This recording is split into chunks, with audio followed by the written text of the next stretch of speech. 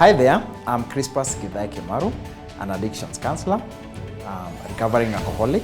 I'm 8 years sober. I struggled with addiction for 17 years and I lost so much.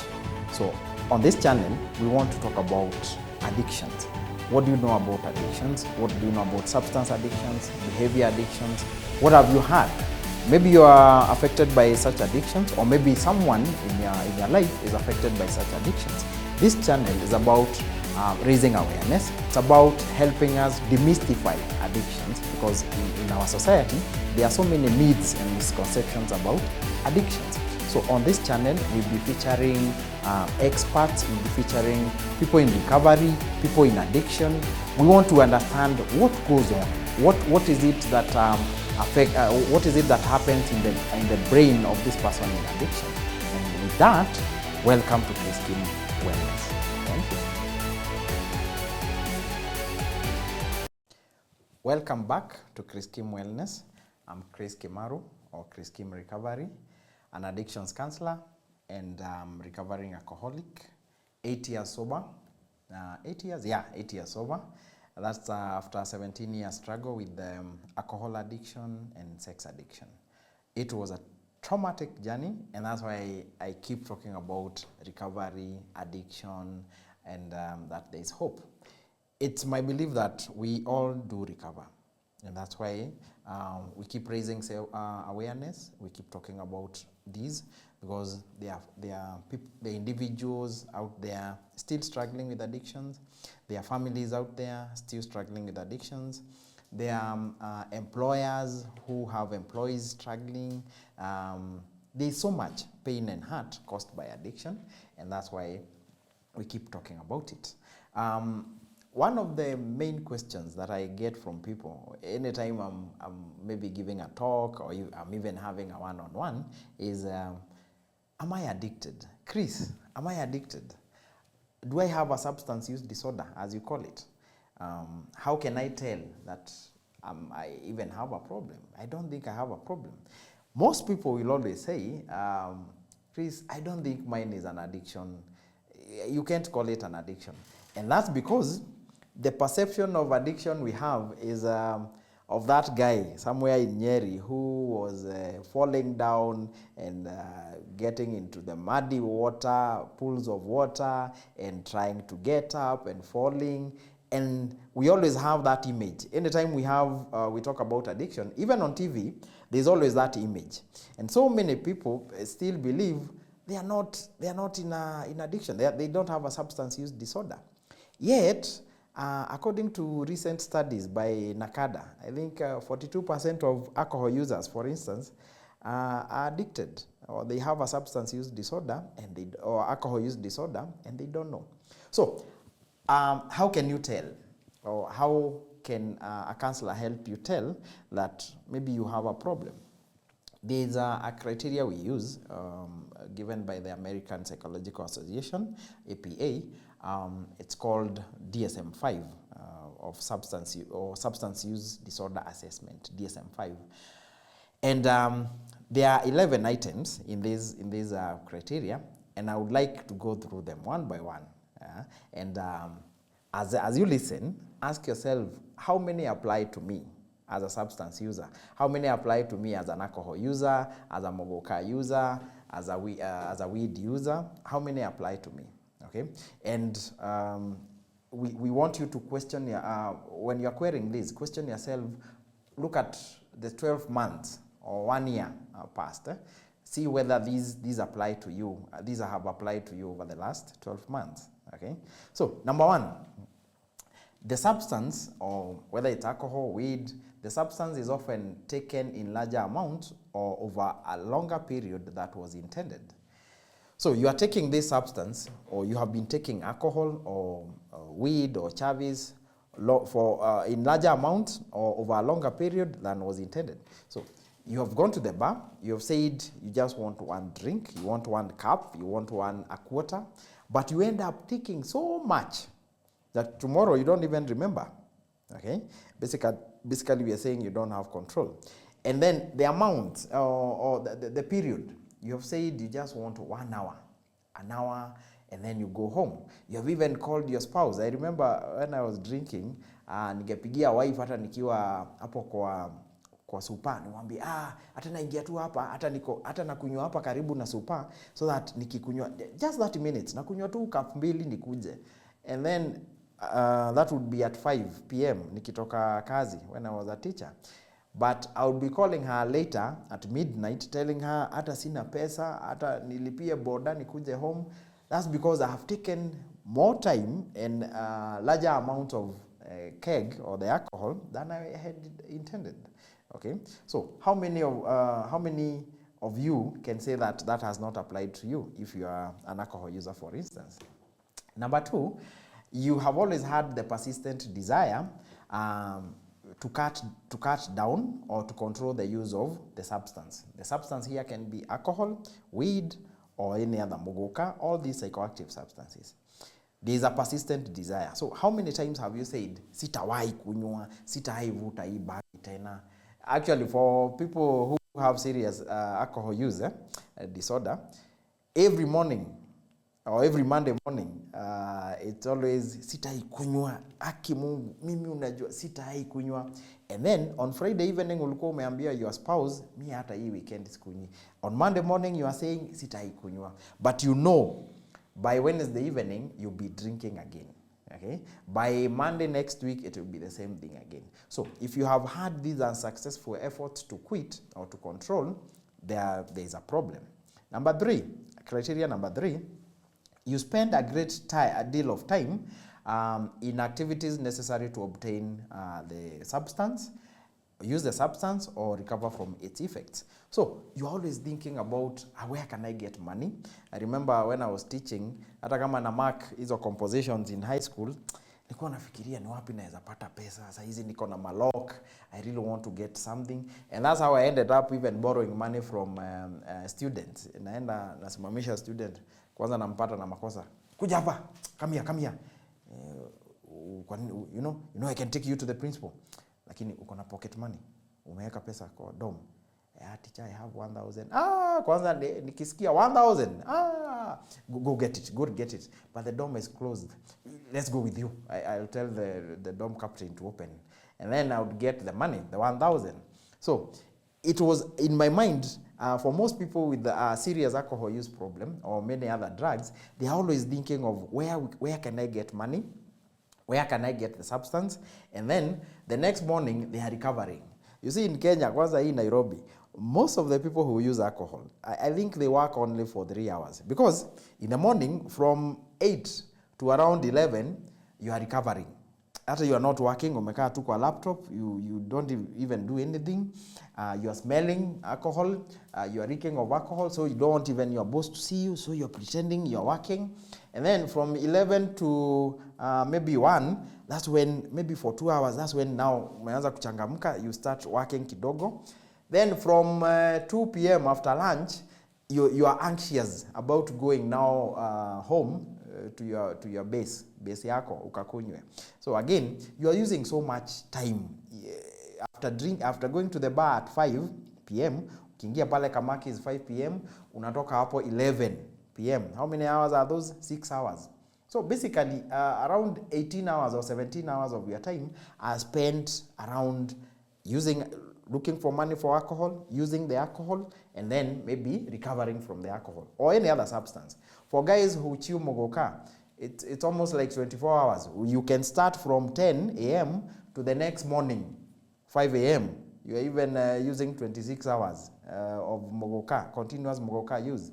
For weed guys, you smoke and then you lock yourself in the house, nikumedi, you don't even remember there is job or there is school. That's why we have so many people dropping out of school. That is criteria number 3, too much time using the substance or around the substance. Number 4, you have started developing cravings, turkey, we call it turkey. There is turkey or a strong desire to use or urge to use the substance. So whatever substance you are using, tuseme wewe utumia Chavis. Can you go a day without Chavis? Now, for Chavis users, it's even a serious issue. You can't. They will sweat if they don't use. They'll become agitated. It's the same thing with the cigarette smoking, because Chavez is tobacco, raw tobacco. For weed users, if you are now a chronic user and you have cannabis use disorder, failing to use that substance can even lead to hallucinations and all that. So you stay without the weed, you stay without the alcohol, you get cravings. You really need that substance, okay? And when you get the idea that it's possible to get it, you even become excited. That is the fourth criteria. So if you're getting cravings, hata kama ni Friday tu, hata kama ni maybe weekends, if you have cravings for that substance, then there could be a problem. Criteria number 5, there is the recurrent use of the substance resulting in failure to fulfill obligations at work, at school, or even at home.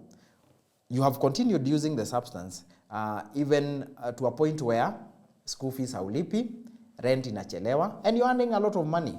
Rent imechelewa, food hakuna, you have dropped out of school, wase wa JKUAT na wase wa the other universities. So many of you are dropping out because of weed use and vaping and the other substances. So if the recurrent substance use has gotten you to a point where you are dropping off or you are not fulfilling these obligations, then there is a problem, and that's a problem that needs to be addressed. Criteria number 6, you have continued the substance use despite persistent or recurrent social or interpersonal problems. At home, at school, at work, you're fighting with your wife, you're fighting with your workmates, you're fighting with your employees, with your employer, lecturers because of the drinking. You are missing school, you are missing work. So there are issues. Every time you drink, you come home at 1 a.m., you fight with your wife. You have a teenage son, hata mmepigana vita. You are fighting with the barmaid, you are fighting with everyone. Umeshikwa, umeenda mpaka cell. There is a problem. Criteria number 7, you have now started giving up on important social, occupational, or recreational stuff or activities. You used to love maybe taking your kids for swimming. You used to love road trips, and that's how you even got your spouse, because hata yeye anapenda road trips, and now you don't even have time for that. From Friday evening umekunywa mpaka 1 a.m. Saturday morning unandanganya unaenda kununua gazeti, unatoka na open shoes, Crocs. You don't come back home until Sunday. So your kids don't even enjoy your company anymore. They don't see you. You have given up on things that hobbies. You used to enjoy farming at home in shags. You have given up on those things. Okay, there is a problem.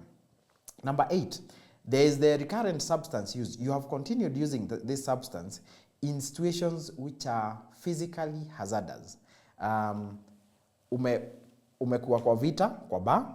You even have a dent. Ulivunjika mguu kama because of a road accident while drinking. Umeangushwa na boda when drinking. All these things, okay? And then you still continue drinking. Ushaipata wase pale in the ward, because I remember even one time when I was teaching, there was a colleague of mine, alianguka na boda, he had injuries, na bado alikuwa anasema tumpelekee pombe. And actually tulikuwa tuna sneak na pombe tumpelekee, because he could not sustain himself without the alcohol. The brain changes that I talked about in another episode.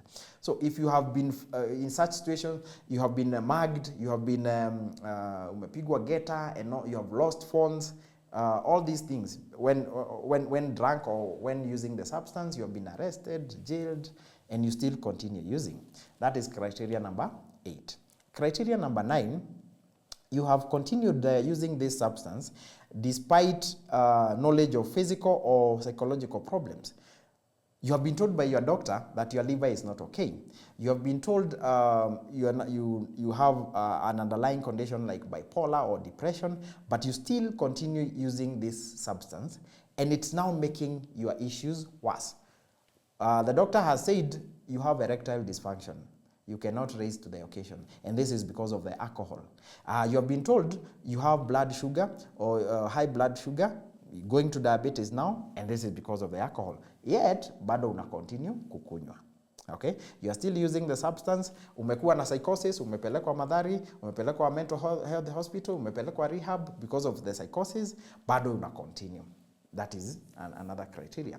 Criteria number 10, umekuwa na tolerance. Tolerance, your substance use has gone high.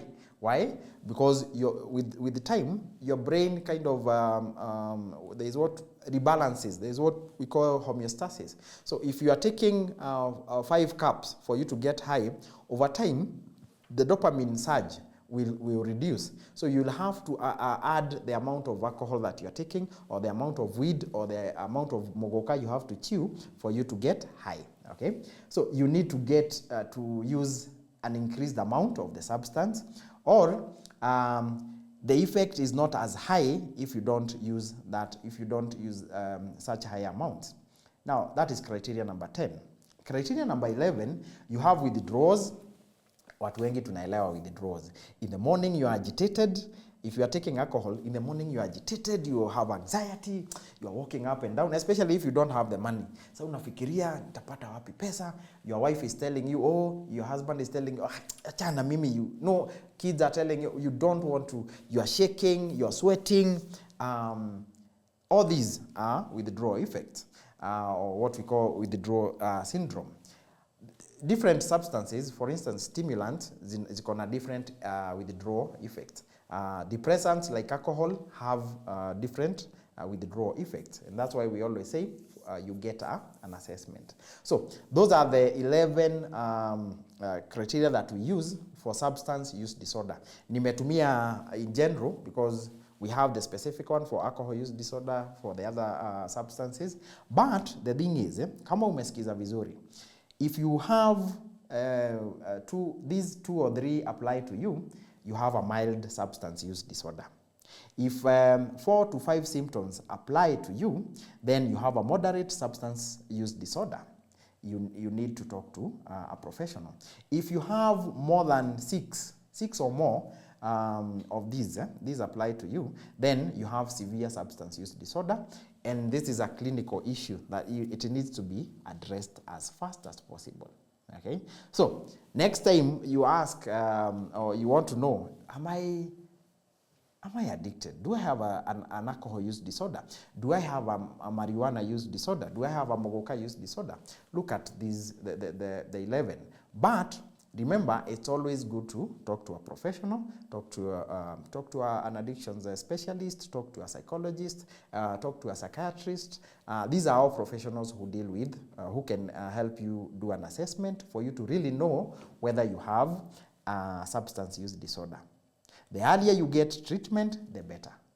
Usikae tu ukiminimize tunasema lakini mimi Chris, mimi sijai kosa job, sijai kosa kwenda job, mimi sijai futwa job, sijai anguka kwa mtaro. Mimi Chris, hata mimi ulipa rent, mimi hata sina shida, hata nimejenga kwangu. It doesn't matter, hata kama umejenga mansion, hata kama you have built apartment, you can still have an alcohol use disorder, you can still have a Chavez use disorder, you can still have a problem, and it needs to be treated before it gets to the severe stages.